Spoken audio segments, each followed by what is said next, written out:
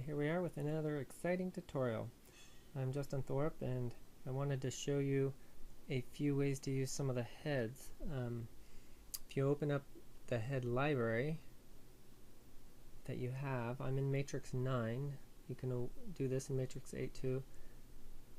I'm in my heads library and there's some small heads that I don't know if all of them are in the library that I'm offering, but here we go. Some of these short ones are in there and I have a few here. Basically how they're used is by selecting one that you want and importing it. And they're meant to go together with a bunch of other heads, not just one. So in order to get this and to adjust it and get it to work right, you need to open up the gems, orient to gem,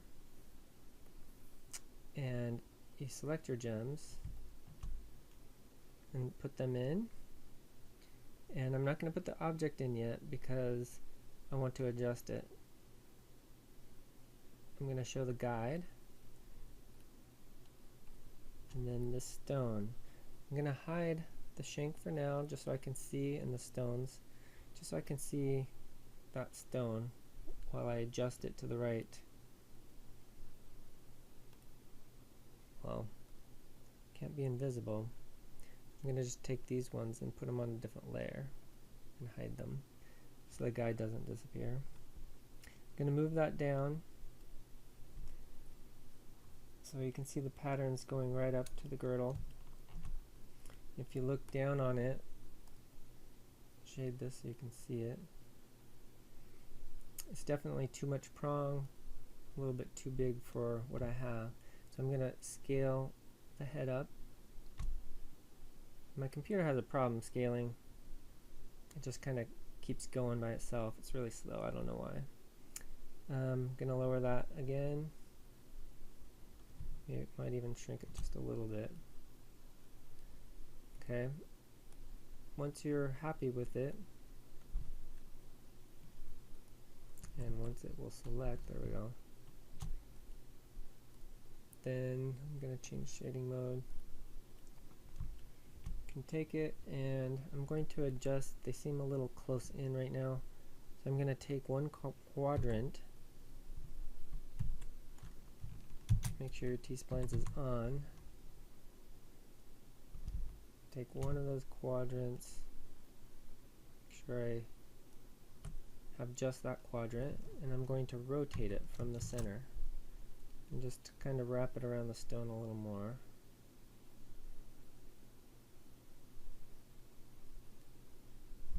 Again, I just pushed enter and I'm just waiting for my computer to catch up. How fun. So there we go. I'm going to just test this real quick. Going to put first that pattern a little more sharp. Every time I drag things, my computer slows down for some reason. Okay, put this in the box. Then let me just zoom out so you can see what's going to go on here.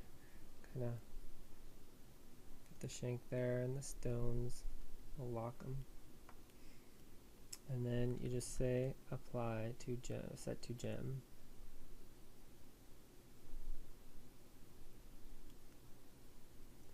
So now if you notice, it's got this cool zigzaggy pattern, prongs,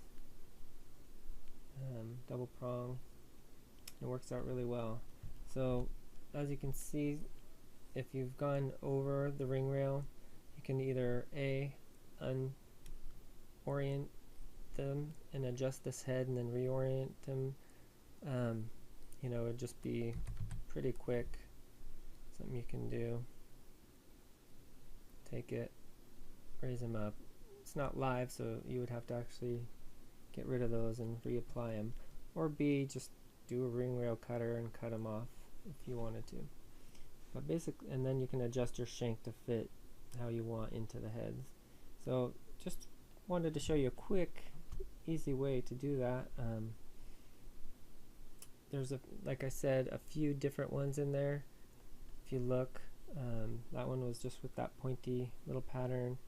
Some of them, you could even turn that head around and use the round part if you wanted, or I have one, you know, kind of a flatter edge. But basically, yeah, you just put them in there and orientate them to be there. I even have a little fish head. I'm gonna just import it, and just like before, take it, I'll scale it down. Try to make sure it fits. Make a few of those adjustments and make sure it looks pretty good. Put it in the box, and then just set to gems. Then you get the idea. It goes, you'll have to probably raise the stones, but you know, you get this nice little look.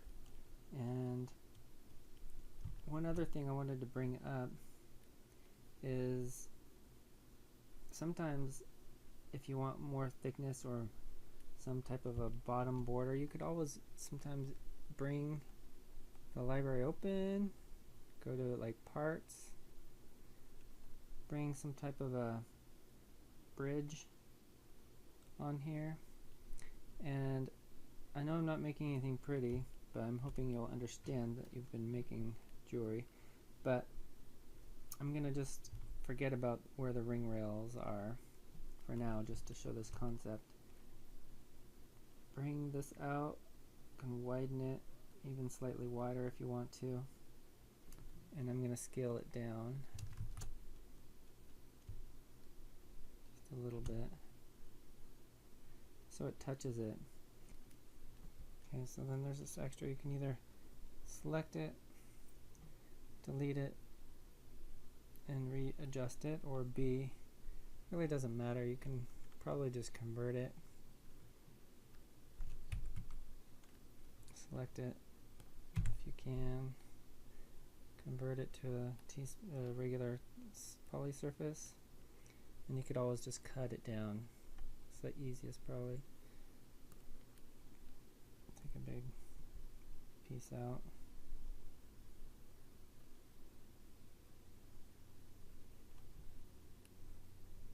And then just cut it. Once you adjust, have it where you want it. Make sure you mirror it to the other side. Then you can Boolean difference.